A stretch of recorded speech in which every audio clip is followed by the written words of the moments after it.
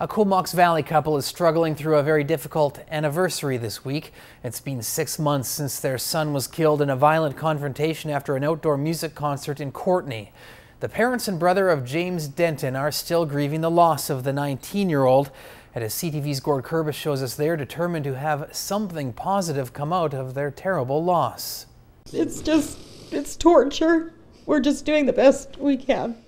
Even 6 months after their son's death, this Comox Valley couple is still having difficulties accepting the loss of their 19-year-old son, James Denton. What's helping them through it is the community support they're receiving. I just want to thank everybody for all their support. People in the community that we've never met, dropping off meals and just being there supporting our family and praying for us. They reflect over a book of memories they were given by a supporter. In it, the life of James is chronicled. The avid outdoorsman was killed at the conclusion of a music concert in Courtenay back in July of last year. It was 11 o'clock on a Saturday night. James had just texted a friend saying they were going to go for a hot tub.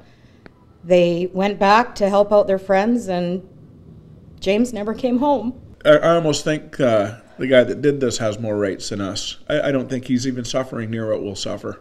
That 16-year-old accused of second-degree murder in that incident cannot be identified because he's a young offender. The trial is scheduled to begin on June 4th and last until the 22nd. We're just dreading the 3-week court date, but nothing will be harder than the night we Had to say goodbye to our son and every single day that's followed. I'm an eye for an eye and a tooth for a tooth. But a proper sentence for me would be the minimum. The minimum that I'm going to be happy with is the maximum that he can get as an adult. The Denton family is thankful for one aspect of the legal process so far. Recently, it was decided that the lengthy preliminary hearing could be avoided. That's good news for the witnesses involved.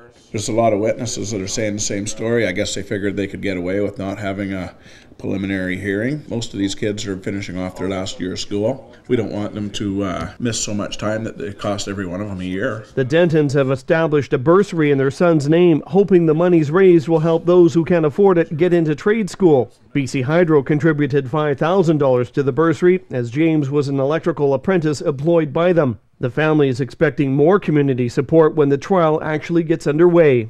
I'd just like to thank all our friends in the community For being there to support us, because we couldn't do this without you. Gord Kurbis, CTV News, Comox.